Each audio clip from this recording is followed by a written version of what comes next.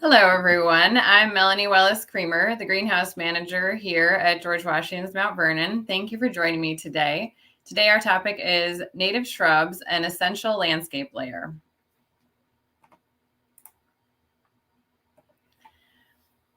So for those of you who joined me last time, we've been having this discussion about how to design a layered landscape, and that involves combining trees, shrubs, and herbaceous plants together to create a habitat that attracts many different species. So last time we talked about canopy and understory trees, and then today we're going to focus on the shrub layer.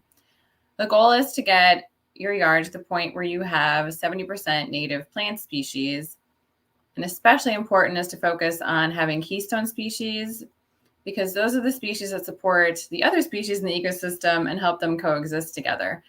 Because 5% of plants, the different plant species, host 70 to 75% of Lepidoptera species. And Lepidoptera is simply the term for the family of moths and butterflies. And we're going to talk in just a second, refresher on why they are so important. So native plants are the foundation of terrestrial food webs, and most insects are host plant specific, which means that they only eat one type or just a few types of plants. It's 90% of them. So if they don't have the plant they need to eat, they're simply not able to survive. And that's the issue with planting so many, we'll call them alien species, plants that are non-native, because those plants have not evolved with the insects. And since they haven't evolved together, the insects simply cannot feed on them. And then it's also important to think about feeding our birds because these insects are what feed our birds. And it's important to fuel the birds' migration in the spring and fall with native berries, not non-native berries, because they've actually done studies on the content of these berries, and the non-native berries have much higher sugar content versus the protein is higher in our native berries. And so I like to compare it to, trying to fuel yourself up on donuts or some other sweet treat, before you try to take on a strenuous activity instead of having a well-balanced meal. And then just a reminder too, because we talked about this in the very first webinar in this series, but 96% of North America's terrestrial birds feed their baby birds insects. And the majority of those are caterpillars, which takes us back to why I'm going to be talking today again so much about Lepidoptera, butterflies and moths, because they're so important, such an important part of the food web. And those birds, so there's done studies, scientists have watched them, need a huge amount of caterpillars to feed their babies. One nest of chickadees needs 6,000 to 9,000 caterpillars just to raise one nest, and that's to the stage where they call it fledging. That's not even to get them to a full adult, because the parents feed them constantly when they're babies. When they fledge, they'll still continue to feed them for a few weeks after that, before the babies move on. So that is a lot of caterpillars. Mom and dad are very busy. Let's review. What is a native plant?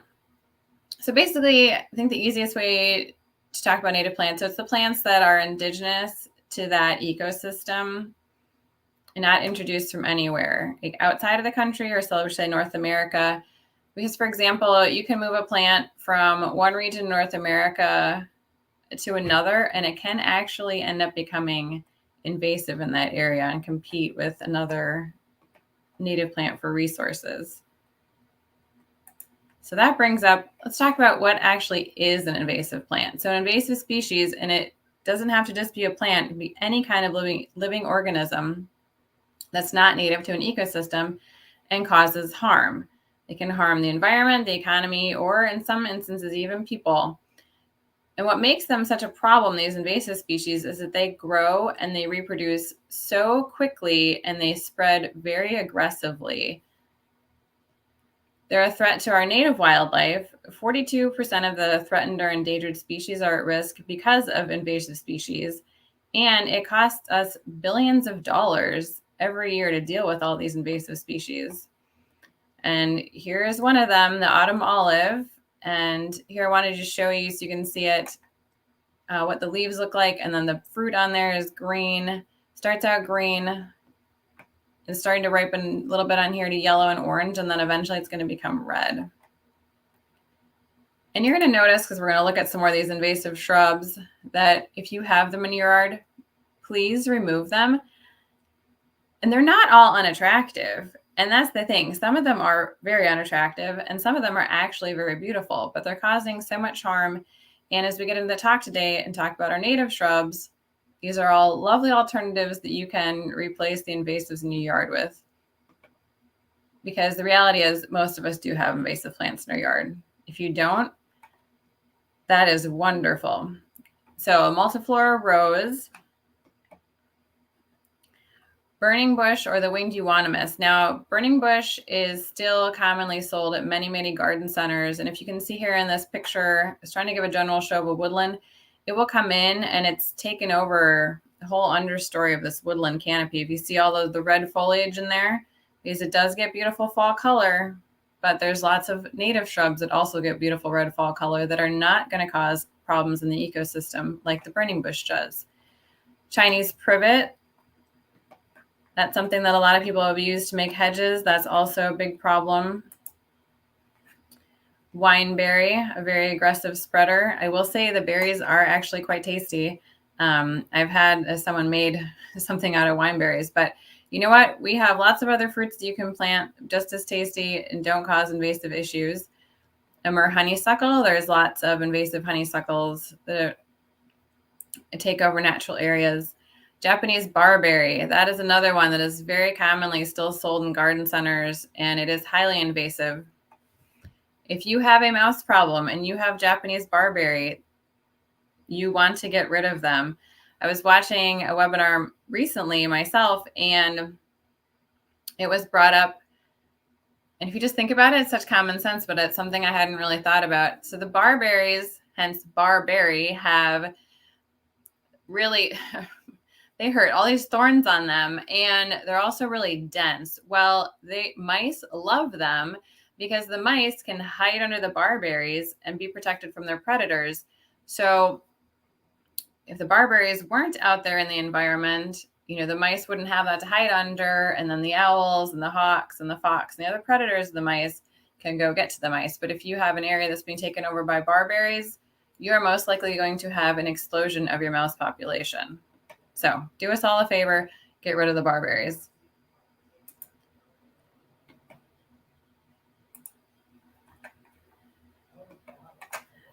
And a few more to talk about. Bamboo. For those of you, I think most of us, but I see it more and more in Fairfax County here in Virginia. The bamboo is everywhere along the roadsides and people's yards, and it is really taking over. And so many garden centers also still sell bamboo. It's also really easy to source bamboo online. Please stop buying bamboo. There are lots of other amazing native shrubs that are not going to cause the issues that bamboo causes that you can use for screening in your yard. And also Chinese wisteria, you're going to see that blooming very soon in the spring here. It crawls up all over trees, really smothers them. And that's also commonly sold in garden centers as well. And I will also share with you later a native alternative. Just a couple more. Kudzu, which is referred to the vine that ate the South. And it is definitely on the move because it is, I've seen it in Fairfax County. It's getting closer, and I do not want it at my house. And then this is another vine that's an issue, the cinnamon vine or the Chinese yam. There's lots of great resources out there. So if you find these in your yard and you're wondering how to remove them, Google is your friend. A lot of the native plant societies have information about how to remove them. Some of them can be dug up. Some of them you have to cut the stump or cut the trunk, and then treat the stump with an herbicide. Actually, I painted on there to get rid of them. So there's different strategies for getting rid of them. And if you discover that you have these and want to get rid of them, I suggest looking up the specifics. And like I said, you can find a lot of great information out there on how to get rid of them. Another one that's a huge problem is Oriental bittersweet. We also have a lovely native bittersweet, which I'm not going to mention today in further detail, and then porcelain berry, which was brought into this country, well, because it does have very beautiful berries. However, it takes over. And I see this spreading in a lot of local locations as well. Okay, so now that we've gotten rid of those nasty invasive plants, let's move on and talk about what shrubs we do actually want to plant. And first, we're going to touch on keystone shrubs. So as I briefly mentioned earlier, the keystone plants are the ones that support the highest population of insects, and we're focused on the Lepidoptera because they're the biggest category of insects needed to sustain birds, especially the baby birds. 75% of the food those baby birds need is produced by these species. I just, the health, a shrub layer is just often overlooked. If we really focus more on, I feel like, our trees and then the herbaceous plants or the ground layer. And a lot of times the shrubs, I think, just get ignored. And, a healthy shrub layer is really important because it's going to provide so many things, as you're going to see today. It can provide shelter, food for these insects to feed on, which in turn feeds the birds, and produces lots of berries and seeds, which will sustain our wildlife populations.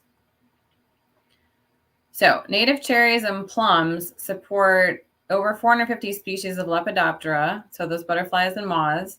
And then you can see going on down the list here how important native willows are. Blueberries. Our native blueberries are an incredibly important species, not just because they produce tasty fruit for us to consume.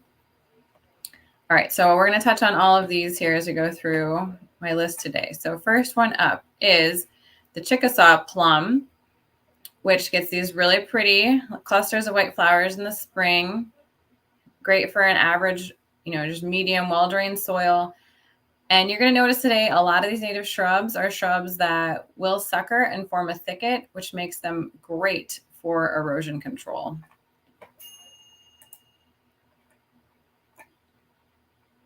So there you can see a larger picture, just the very pretty white flowers in the spring, and then produces this adorable little fruit, which I think is very cute.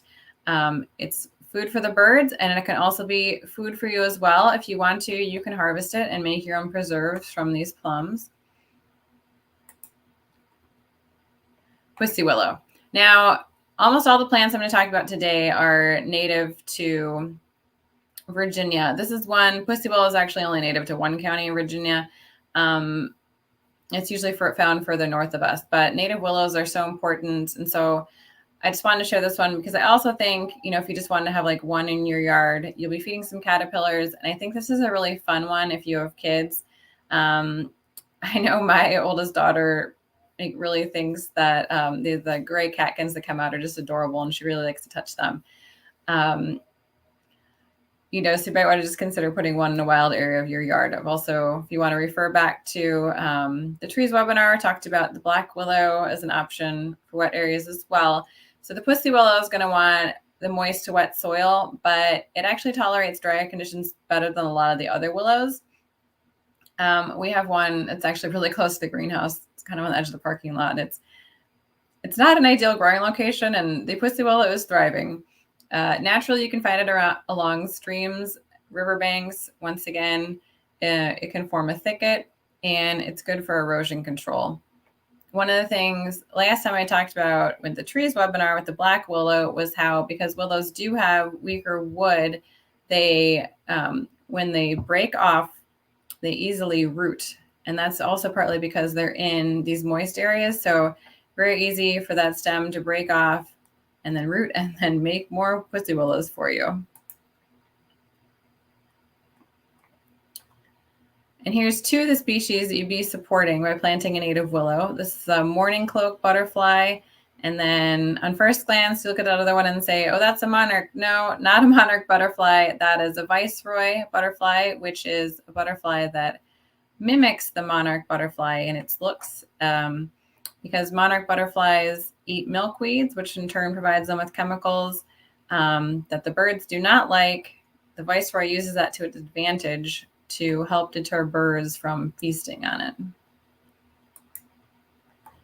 Blueberry. So this is the hillside blueberry. This is actually very widespread in Virginia. It stays on the shorter side, likes, of course, as all blueberries do, an acidic soil. This one can tolerate fairly dry conditions with sand, gravel, but can also tolerate clay soil. Also can deal with deer and drought quite well. It's rhizomatous, which means that it's going to send out underground stems, which helps it form colonies, which makes it a great ground cover, and that's another way that it helps reduce erosion or control erosion issues. It's going to get a really dark fruit on it. Now, interestingly, I've never eaten it. Some people were raving about the fruit, and some people said they don't think the fruit is as good as our traditional blueberries you find in the store. So that's up for debate. Blueberries get really beautiful fall color. Not something one thinks about when they think about blueberries. And then also look at these, it's such a sweet little flower, just totally adorable. And supports close to 300 species of moths and butterflies. All right, moving on to the smooth alder. I just love this plant. I mean, basically all these plants today, I'm going to tell you that I love them, but I just find this to be really great. I love the interest on it. I like the leaf shape. This is another one that's going to be great if you've got medium to wet soil, even clay or a mucky soil. It can be single trunked or it can be multi-trunked. Another one that will sucker and form a thicket. Excellent for erosion control.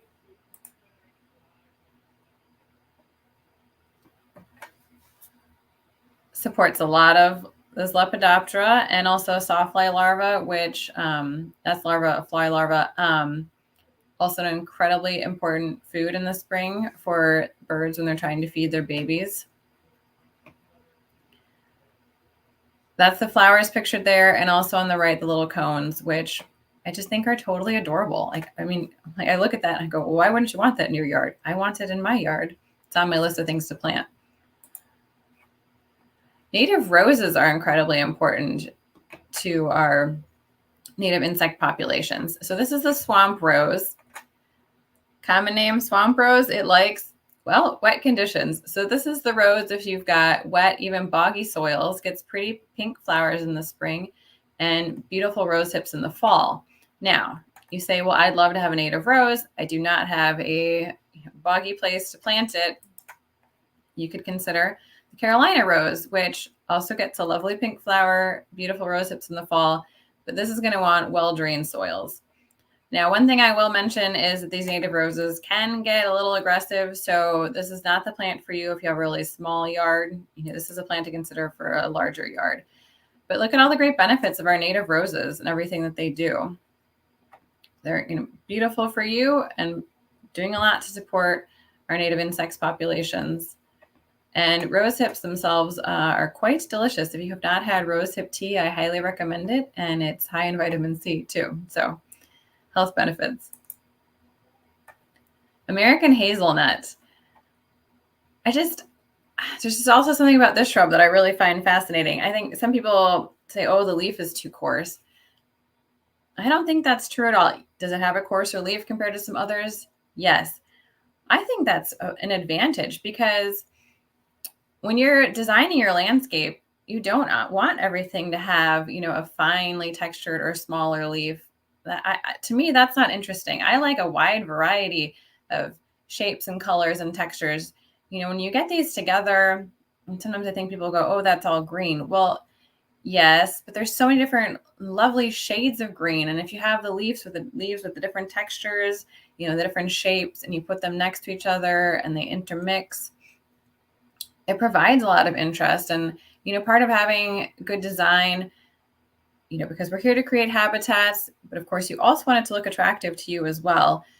That's another factor to consider is mixing the textures and how they can play off of one another. So hazelnuts will grow in just basically average, well-drained soil. Another one that can spread to form a thicket. And you can eat the nut as well. And I just love it. I think you can see here the nuts displayed. I like the shape of the nut.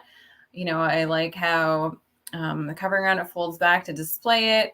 You can see how it's starting to turn color in the fall. It gets a very nice color. It's another one that I'm definitely adding to my landscape. I have a lot of native plants, but I also have a huge list of other plants that I'm planning to add, in my spare time when I'm, not working or taking care of my children. Red chokeberry. So we're going to talk about a couple chokeberries. So just a nice, rural medium-sized shrub. Once again, average soils, but it will tolerate clay and a boggier soil. It can sucker and form a thicket. Pretty white flowers in the spring. The leaves are just starting to come out. And then look at this. How gorgeous is that? Snow-covered red chokeberry is beautiful. Now, the common name chokeberry is because, well, these aren't the tastiest berries. The birds will still eat them, but they're not going to be their first choice. So they do stay on the plant a long time, which actually there's a few advantages to that. So if the berries remain on the plant for a long time, you get decorative value out of that. And then if you do get snow in your area, look at how you can enjoy the red chokeberry. Go take a photo of that and post it on your social media. I'm sure people will comment on it. But just this past weekend, those of you in this area, we had snow here in Virginia, and because it retains its fruit for a long time, because it's not the bird's first choice, this is important when you have birds who've already migrated to your area where, the fruit or the berry is the main part of their diet, because then you get the cold weather hits and you still have a food source for your birds who are looking for something to eat in the inclement weather. Now, this is a great native substitute for the burning bush because it gets beautiful bright red fall foliage on it. So in addition to the red berries, something to note. Now, red's not your color. Here's a black chokeberry. This one is, pretty much similar size. Average soils, but tolerates the clay and boggy soils as well. Can also sucker. And then here, look at that. Look at these lovely, dark purpley blue, almost to black berries. So I think they're very attractive. And this is going to get red to purple fall foliage. Calycanthus. Now, this one has a historical significance to us here at Mount Vernon. So this shrub that you're looking at in this photo is our Calycanthus in the upper garden here at Mount Vernon. And this plant is supposed to be a descendant of a cutting from Thomas Jefferson. So it's a very cool looking shrub. We're going to look at a close up of the flower in a minute. It tolerates clay soil. It tolerates deer. And look at this flower. The flowers are fragrant and they're red and sometimes more of almost a reddish brown, but they have a really interesting shape to them. They're, they're on the plant from late spring to summer. And then in the fall, it gets this lovely, just really lovely golden fall color. I think it's a great shrub. New Jersey tea. So this is a shrub that if you've got just average dry to medium, well-drained soil, but you want something that's drought tolerant, this is a great option. It has really deep roots, therefore making it drought tolerant. Remember, if something has really deep roots, that means that it does not transplant well. So when you're making a decision to plant in New Jersey tea and you select your location, you need to accept that that's pretty much its final location. So think that through. Gets lovely white flowers in the spring, very attractive to butterflies and hummingbirds. And it's a food source to caterpillars, 43 species. And you will be helping out this little guy here, which is the spring azure butterfly. So it'll come feed on it as an adult, and the caterpillars will feed on it as well. I mentioned this in the tree webinar. I think some people get a little concerned when they hear that you're gonna have caterpillars feeding on a plant in your landscape. Most of the time, you won't even notice that they're there. If you do notice that they're there, they cause a lot of defoliation. Please don't worry about it. It's normal. They've evolved together. That's what they're meant to do. So the plant's meant to be there for the food source and they're meant to eat it, and the plant will recover. If the plant doesn't recover, then the plant wasn't healthy to begin with and had other issues. But a healthy plant can survive defoliation by the caterpillars. Once again, they evolved together. They're supposed to do this. They're supporting each other. Buttonbush. Now, this is the plant for you if you have not just a moist or wet area, but areas where you actually get some standing water. Look at this buttonbush. It is growing in standing water. It's just, sometimes it's always just amazing to me, all the different plants and just all the different conditions they'll survive in. So it's great along stream banks, pond edges. You decide to plant a rain garden, include some buttonbush, because not only will it tolerate standing water, it gets these really cool fragrant white flowers. Look at this funky looking flower. And the pollinators love it. Now, because the buttonbush is adapted to such wet conditions, you find it along a lot of waterways. So therefore, this is a great food for wintering birds, different waterfowl like ducks. They love to eat the seeds from the buttonbush. Beautyberry. I love beautyberry. It's a great shrub. You can take clay or you can take sand if it's got some organic matter in it. Great addition to the landscape. It's very lovely if you want to add it. Say you decide you want to do a big perennial border, something you put to the back of the border. It takes full sun, part shade. You can see here it can form a very nice, full shrub. When the flowers come out, they're not the showiest flowers. Let's be real, you're not growing this plant for the flowers. So, put something else in front of it to get some spring interest. You are growing this shrub for those gorgeous berries. Look at that. They will ripen in September, early September. You'll really start to notice them as they're getting bigger. They start out as this nice limey green, and then they develop into this gorgeous magenta purple. I just can't tell you enough how much I love this. That photo of the berries, that's a screensaver on my phone. I took the picture here at Mount Vernon, and I also love them so much. They were a part of my wedding flowers in the arrangements, and they look stunning. So if you don't think about purple as a fall color, it is a fall color naturally in the landscape. If you start looking around for it, you can really find it. Really helps punch up all the, the reds, yellows, oranges, and browns. Summer sweet, clethra. Clethra's become really popular in the landscape industry. You can find multiple cultivars of it now. So we'll talk a little bit about cultivars. I want to talk about that with the clethra. I really want to talk about it again coming up with a few of the other shrubs. So you've noticed that on pretty much all these slides, I've talked about how the shrub will sucker and provides erosion control.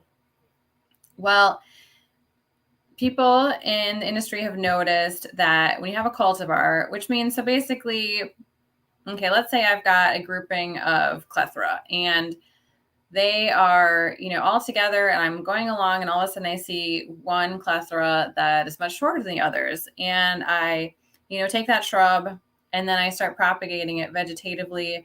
I give it a name. So then everything off of that is a clone, and I patent it, and that's my cultivar.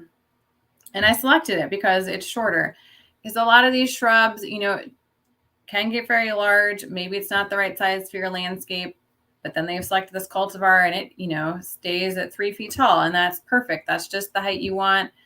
You want to put it, below your window, and you don't want something that, is going to block your view.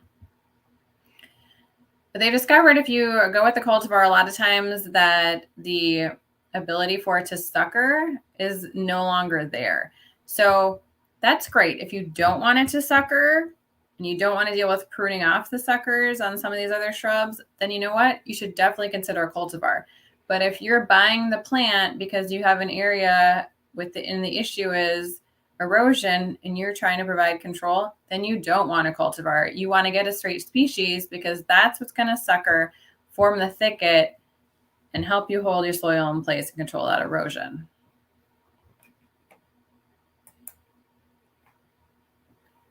So very cute little flowers. There's white forms, there's pink forms. Very attractive to pollinators. It's a great shrub, another great shrub option for moist areas. Dogwood.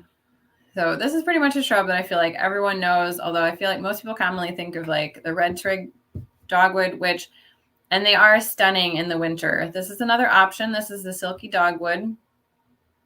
As most dogwoods, it's going to like a medium to wet soil. It can spread to form a thicket, which once again, erosion control if that's what you're looking for. It has a red stem. You can see it right here as the new foliage is coming out. It also gets a very pretty white flower in the spring. And then what I love about the silky dogwood is the fruit. Look at that berry. I love the color on this. I think it's just stunning. And why wouldn't I want that as part of my landscape? It's beautiful and it provides food for the birds. Win-win. Witch hazel. Now, this is one of our native witch hazels. This is a great addition to the landscape because it flowers the time of the year when not a lot of things are flowering. So I guarantee if you plant some of these out, especially if say you decided you wanted to make a grouping of 3 of them and you have someone over to your house, definitely going to be a conversation starter. This actually blooms in the fall, into the early winter here. So you've got the trees have lost their leaves. So it really can become a point of interest to your landscape. It likes medium soil. Will tolerate heavy clay. Also tolerates deer. Look at that flower. Isn't it gorgeous against that, beautiful blue sky in the fall? I just love it. Oh, and I think most of you have probably seen witch hazel for sale. So the extract from the bark is what's used medicinally. Oak leaf hydrangea. So now this is one of the ones, it's actually not native to Virginia. It's such a common landscaping shrub, and it's, I think, such a great plant that I did want to share it. We do use it a lot, so it's a great alternative to some of the other hydrangeas. And there's a lot of cultivars out of the of oak leaf hydrangea out there. So while the straight species get 6 to 8 feet tall, you can definitely find, some that are much shorter, more like in that 4-foot range, if that's a better fit for your landscape. As hydrangeas like water, this too, likes more of a medium moisture, well-drained soil. It blooms on the old wood. So that means if you have oak leaf hydrangeas, don't go out and cut them right now because then you're going to be cutting off the flowers for this year.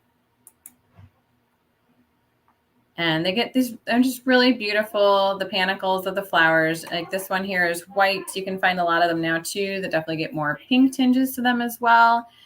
And the fall foliage is really stunning. It's this gorgeous red purple, just a lovely accent to the landscape in the fall. Winterberry holly. Another great native shrub. This likes a little bit more of an acidic soil. It'll take average soil, but it's also very happy in a more medium to wet soil. It will tolerate clay. Now, winterberry holly, there are separate male and female plants. So people grow winterberry holly mainly because it has beautiful berries. Well, it's only the female plants that produce the beautiful red berries. To get the red berries, though, you have to have a male to pollinate the female. So you have to have both male and female plants, or you will not get berries either way. And here is a picture of some of those beautiful berries. And you provide food for several different species of birds who, mainly eat berries or fruit throughout the year. So bluebirds, mockingbirds, cedar waxwings, robins. It has very nice fall color. So this is another one where I want to talk about the cultivars. The landscaping industry, the garden centers, there are so many cultivars of winterberry holly now, and they're gorgeous. Here's the issue. So why are people growing this shrub? Well, they're growing it for the berries. So what have the breeders focused on?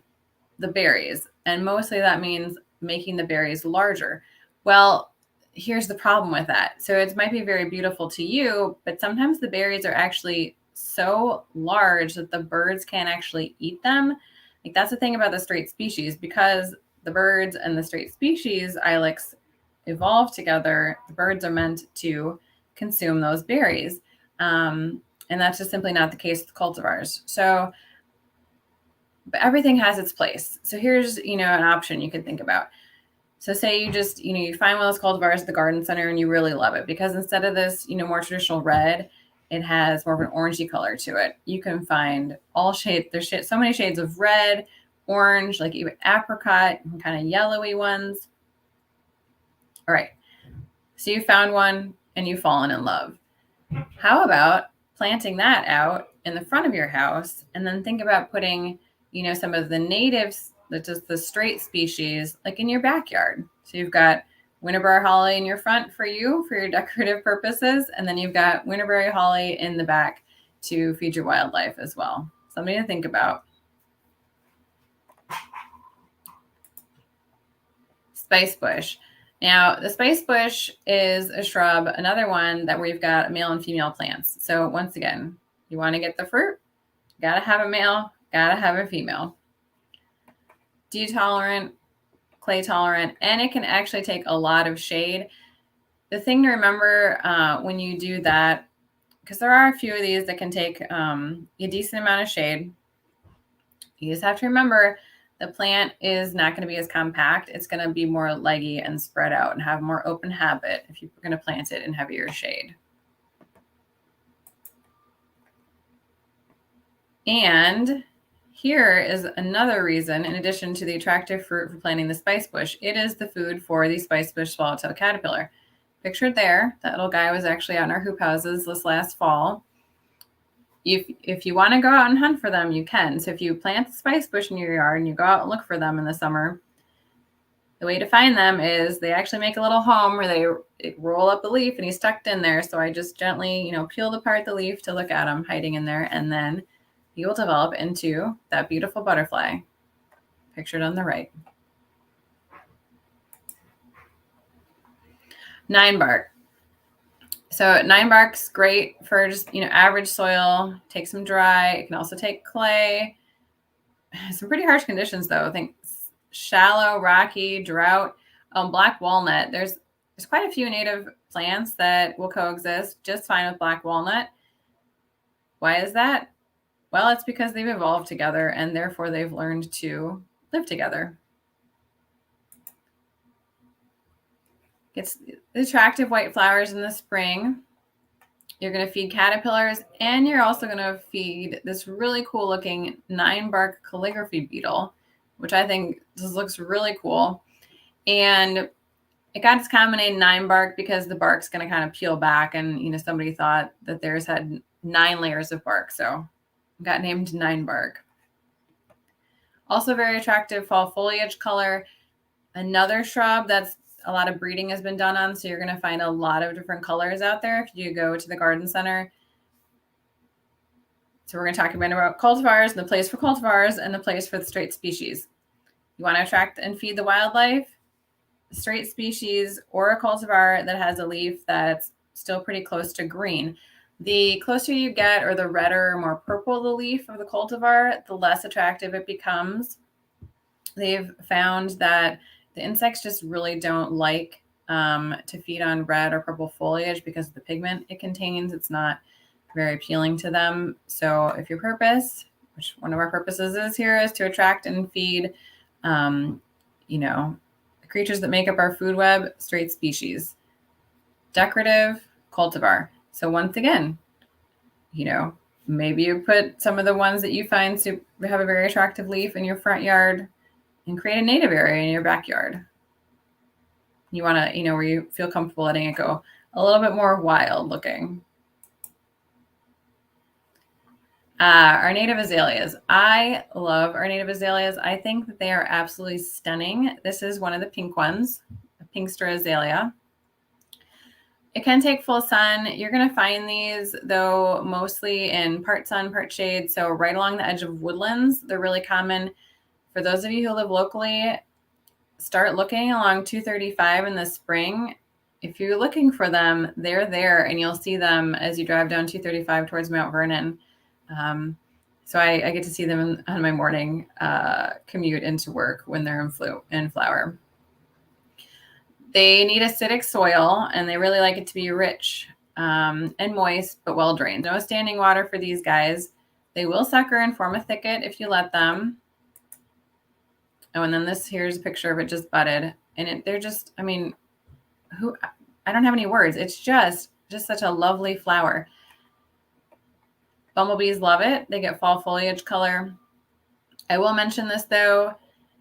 If you are a beekeeper and you have lots of hives of bees on your property, don't go planting 100 of these. Or if you see a small clump though, like just, a couple, like you don't have to remove them, but this plant is poisonous, and all parts of the plant are poisonous. So they've actually done some studies and are finding that the honey made by the bees, they think it might actually be toxic. So that's why I'm mentioning it.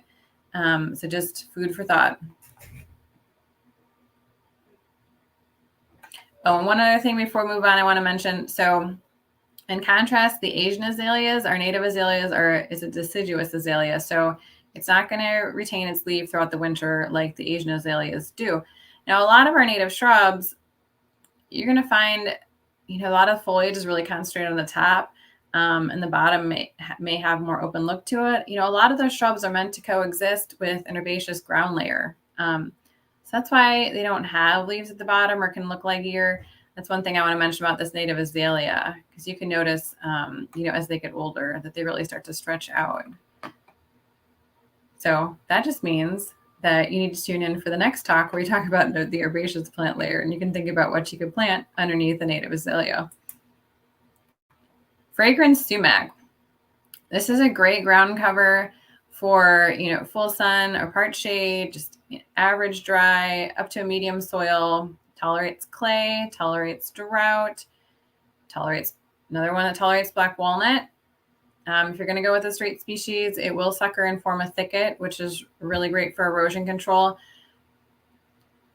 Pictured here, this is a cultivar called Growlow, which is really commonly found in the landscape, like in the garden centers. It's been around a long time. I remember helping to propagate this at a nursery I worked at when I was in college. But it's a great plant. The thing about the Growlow, as you can see here, I've got listed that the straight species can grow up to 6 feet tall. The Growlow cultivar is going to stay more like 2 feet, maybe 3. So it's going to be shorter. So if that's what you're going for, something shorter, then this is a really great option if you've got a hard area, that's really dry and you're trying to figure out what to plant in there. You can see the new leaves coming out. It's got kind of a red tinge to it. There's the flower. I love the shape of the leaves. I think it's really attractive. They get great fall foliage color. Look at that lovely orange red. You also get a really attractive berry on them. And then here is the red banded hair streak, who will be helping out because they are a host plant for this butterfly. Now, the females lay their eggs in the leaf litter. They don't lay them directly on the plant. They lay it down below in the leaf litter. So that's a reason to not remove your leaves. And if you didn't listen to or didn't tune in for the first webinar of this series where I talked about the importance of leaving the leaves, then please go back and watch that and refresh your memory. And just leave the leaves in place. You'll be helping out this butterfly. I don't want to be the one to tell her that I removed all the leaves and now her little babies are gone. That does not give me a warm, fuzzy feeling. All right. American black elderberry. All right. Medium and wet soils. Guess what? It will sucker and spread. And if you don't want these shrubs to sucker and spread, then you're simply going to have to do a little bit of pruning on the base, if it really starts to sucker and spread. But for me personally, I think that's a great advantage because I can buy a few plants and I can end up with money. Talk about responsible spending or bang for your buck. There you go. It's doing it for you. It's propagating itself. Now, one of the reasons that the elderberry, our native elderberry, is so important is in addition to the lovely white flowers providing pollen and nectar for our insects, and then the food provided by these blackberries in the fall or late summer, they are an important habitat for our native bees that are stem nesters. Our native bees really gravitate towards elderberries, and they will go clear out a cavity in there and then lay their eggs in there. So if you have a few dead stems on your elderberry, just leave them. Please don't prune them out because the native bees need them for nesting sites. Elderberries are edible for humans as well. You can make preserves out of them. You could make jam. There's even wine and various liqueurs made from elderberry. If any of you like drinking Saint Germain, there's elderberry in Saint Germain. And I will say I have fond memories of elderberries because my grandfather used to pick elderberries and my mom would cook. My grandfather lived with us. And we vice versa, lived with him on the family homestead farm in Wisconsin, 5th generation. And I remember Grandpa loving the elderberry juice that my mom would cook into a sauce. And then I got to have a treat where we'd put some in the bottom of the kettle, the elderberry, and then add some vanilla ice cream. And I got to eat that. It's a fond childhood memory. Viburnums. Viburnums are a great group of shrubs, and there's lots of viburnums that are native. So I had to pick one. So I picked the arrowwood viburnum. Great medium sized, average soil, will take a decent amount of moisture, but definitely does not like standing water. Once again, tolerates black walnut. I think the flower on this is very attractive. I love the shape of the leaf as well. And then it gets these lovely blueberries in the fall. I will say a lot of times I feel like they're like a little bit darker colored than this, not quite as intensely blue, but this is another one where there's a lot of cultivars out there. So, there's different little bit variances in the blue, especially if you're going to get a cultivar. And it said that the common name arrowwood is because the Native Americans used the wood from this viburnum to make arrows. So I thought that was an interesting fact. I did not know until I was putting this talk together. See, I learned things right along with you. Coral honeysuckle. So now we're just going to touch on a couple native vines here. So one of them is coral honeysuckle. So get rid of those Asian honeysuckles. Plant coral honeysuckle. It's a great native vine. Now, it is a woody vine. So the thing to remember about woody vines is you must have a strong support to grow them on. Now, this honeysuckle, if you don't put it on a support, it will actually just grow along the ground like a ground cover. But it tolerates deer. It tolerates clay soil. It will tolerate black walnut. It gets these really pretty tubular flowers, which we're going to look at in a second. You can also see it gets berries on it as well. So here's a really cool tubular-looking flower. They're coral colored, hence the coral honeysuckle. The inside of them is yellow. So very attractive to hummingbirds, butterflies, and other long-tongued insect pollinators like our friend here. This is the white-lined sphinx moth. And if you start looking around, especially if you plant some of these natives in your yard, you will really start to see the sphinx moths. And at first glance, they might actually fool you into thinking that they're a hummingbird. They are really, really cool. I love watching them. And then I included a picture down here to show you what the caterpillar looks like, because if you see this guy in your yard, please just leave him be. You don't need to do anything. Just let him carry on his life cycle. And then you'll have a very important pollinator to help your plants along as well. And then birds do like the berries too. American wisteria. Okay, so when you go to the garden center and you've decided that you really, really, really want a wisteria because the flowers are really beautiful and a very lovely color, please look for the American wisteria instead. And you know what? When you go to the garden center and you see them selling things like the Asian wisterias, the bamboo, the barberries, you can say something because they will listen to you as the consumer. Your money does talk. If you tell them that you're there to spend your money on native plants and not the invasive species, because I guarantee you, if you go to the website for the invasive species list for Virginia and you look at how many invasive species are on that list that are also being sold in the garden center, you will probably be surprised. So that's one way to start, turning the tide here and switching things so we're all creating habitats that are more beneficial. I think that people really do want to do it. I think it's just simply a matter of something a lot of people don't think about. And so it's important to become educated. And you know what? I don't even know. Well, like I said, it's just not something that people are thinking about all the time, but it's something that I think is incredibly important and we should be talking about it, which is, why I'm so passionate about this topic and why I want to put these webinars together to share with you. So I said have a strong support for the honeysuckle. You really need to have a strong support for the wisteria. It is, a very strong woody vine. It will tolerate deer, and it will get quite tall if you provide the support. And look at all these different caterpillars you can be feeding with the American wisteria, in addition to having those gorgeous flowers in the spring. So this little guy here is the silver spotted skipper. That's the adult, and that's the caterpillar form.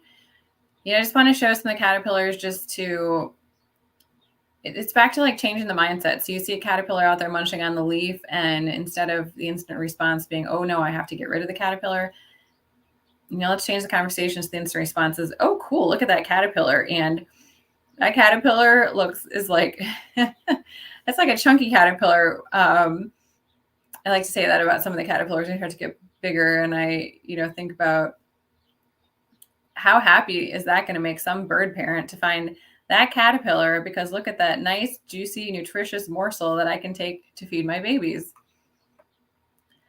One thing about the American wisteria is you do want to do some pruning on it to not only, keep it manageable, on your support, but you're going to get the best floral display from it if you prune it as well. Okay, so that has concluded all the shrubs and vines we're getting through today. There are definitely other native, shrubs to our region that are great options, but I did have to cut myself off. Now, some things to think about when you're buying shrubs. I already, talked about a few things when you go to the garden center. Make sure you're looking at tags, be an educated consumer, know which, ones are going to be, native to this area. You can also really look for our local native plant growers, because, a lot of them are incredibly knowledgeable in, what they're growing. It can also assist you in your shopping experience. And ecotypes, I've touched on this a little bit before, and I've definitely used the word. So, we're in the state of Virginia here, but thinking outside of that, not just the state, is the plant native to your ecoregion? Because you're going to find those are the plants, best adapted to planting in your area. So for example, Virginia has 3 different ecoregions. There's a coastal region. We're here in the Piedmont, but also like still right on the edge of a coastal region. And then there's a mountainous region in Virginia as well. So, a lot of plants, there's a lot of plants that grow in all 3 areas in Virginia, but then there's a lot of plants where you'll find them. Well, that plant, is it native to Virginia? Yes. Where does it grow? It grows in the mountains. Does that mean that it's going to grow really well here in Fairfax County? Not necessarily. A lot of those plants that are adapted to the mountains really do need to be in the mountains to, produce the best showy growth for you. And then what shrub is best for my site? So what are my soil conditions? What are my light conditions? And, we need to continue the conversation of, when I go shopping, I want to find the plant that is suited to the type of soil I already have in my yard, not let me change the soil to fit the plant I want to buy. You're going to be much more successful with your gardening if you select a plant that likes the dry and dry conditions. If that's what you have, you've got a dry slope, consider the sumac. I've got a really wet spot, consider that button bush or a smooth alder. So please really think about that, because I want you all to be successful. And if you start thinking like that and changing the mindset again about the soil, it's, for years we've talked to about, amending the soil and changing it. What about finding a plant that, just fits in those conditions? I guarantee you that there is a native plant out there that will meet your needs. So our Mount Vernon plant sale is coming up. So for members, we have our special member preview night from 3 to 7 p.m. on April 22nd. You do need to go to the website, though, and register for a ticket. The ticket is free. It's simply just to reserve your space, because we do have a limited number of spaces available. And you can come and then anytime between 3 and 7 p.m. to shop. And our friendly horticulture staff, myself included. We will be there to answer questions for you and help you. If you can't make it to our sale, if you're a member but you can't make it on the 22nd, the sale will be open to the public on April 23rd and 24th from 9 to 3. We'd still love you have you come then as well. And I've also listed a few other local native plant sales in the area. If you're busy on that weekend of April but want to go shopping for native plants, here's some other options. And if you go to the Virginia Native Plant Society, and I'll list some other ones as well. And I just can't say this enough. They've got a lot of great resources out there to finding the native plant growers, helping you figure out, what native plants are going to be good for your region, helping you talk about invasives. There really are a great wealth of information. So, as I mentioned earlier, this is the third of the 4-part series. We've got one more coming up. That's going to be talking about herbaceous plants, nature's decorative icing. That's going to be on Wednesday, April 13th. So I hope you will join me then. If this is the first time you're joining us for this series, I hope you will go back and consider watching Welcoming Nature to Your Yard, which is the introduction of this whole series, and followed by Beautiful and Beneficial, Native Trees for the Landscape. And just some references to share with you. These are some books I really love. Yeah, and I own all of them, yes. And the list is here for the references for the books. And then also I've got some references of websites that I recommend going to if you want more information as well. But this is Planting in a Post-Wild World by Thomas Rayner and Claudia West. The Living Landscape by Rick Dark and Doug Tallamy. New Naturalism by Kelly Norris. And The Garden Revolution book by Larry Weiner and Thomas Christopher. These are people that, I think are really in tune with what's going on. And you just have a great perspective on how we can I just combine the word transform and landscape, but how we can transform our landscapes so that they are beautiful and beneficial in creating habitat to support our wildlife as well. Here's the list of websites. If you'd like to come back and refer to these, that's the great thing about having a recorded webinar is you can come back and use it for your references later on. So thank you so much for joining me, and I hope to see you again in April.